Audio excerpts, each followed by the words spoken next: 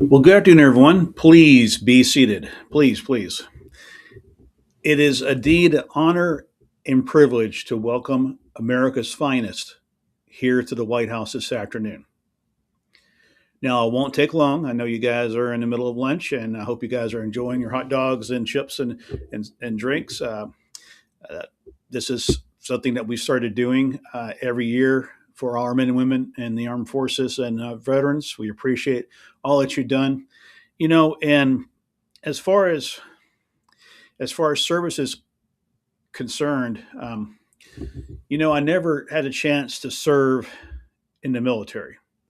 Uh, I was born at a time where there was a gap uh, in age. The time I turned 18, the draft had ended, and yes, I could have signed up and joined the military like many people have done, but I just didn't. I just did not do it.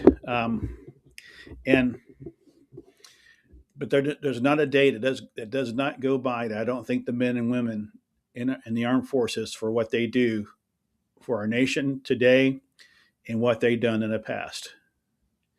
You think about it, we're getting ready to celebrate our 250th birthday, and none of this, the 250 years that we've been around, would not have been possible without the men and women of the U.S. military. Think about this house we're in here, this humble house that we're in here this afternoon. Was burned by the British in the 1800s.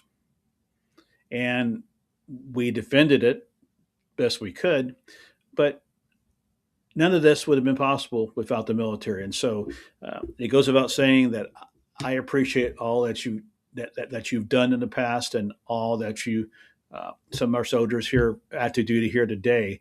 I appreciate all that you are doing for our country every day. As commander in chief, it's an awesome responsibility. A lot of people say they want to be president, but it's not until that you take that oath of office and then you have to make that first critical decision about sending uh, our our men and women into harm's way. And I know that I sit down in the situation room a lot and I think about that decision when you're faced with these countless crises that we have almost seems like almost daily we have some kind of crisis going on around the world.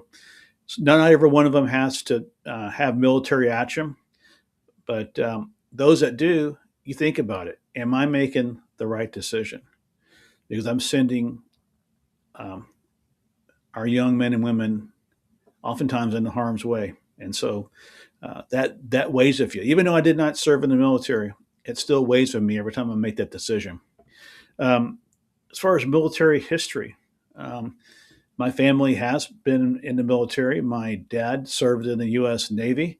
My uncle was a Air Force veteran, served a tour in Vietnam, and retired out of Carswell Air Force Base, Joint Reserve Base Carswell, there in Fort Worth, and actually did quite well post Air Force. He owned a gas station there in suburban Dallas and was on the cleaning crew. He was head of the crew that actually used to clean Texas Stadium, the home of the Cowboys. He used to do that, and his crew did that. And so uh, he came back and reestablished life and got things going again. But a lot of people didn't. A lot of people came back from that war and the other conflicts that we've had throughout history and had a difficult time readjusting.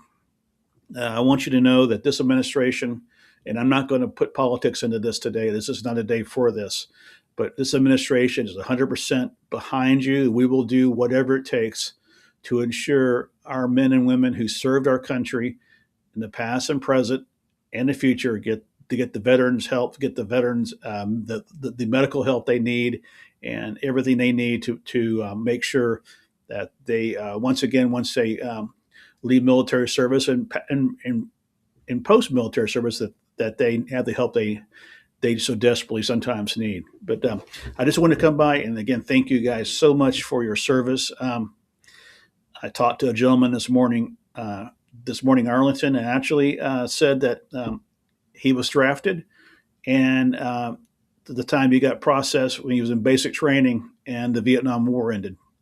And so he did his service stateside. And so, but he still served. He still served. And so we are so thankful for everyone, the men and women who've done that. So I want you to enjoy your afternoon here at the White House. Always remember that this house is your house and will always be open to you. So enjoy the afternoon and thank you very much for your time. Thank you. Thank you.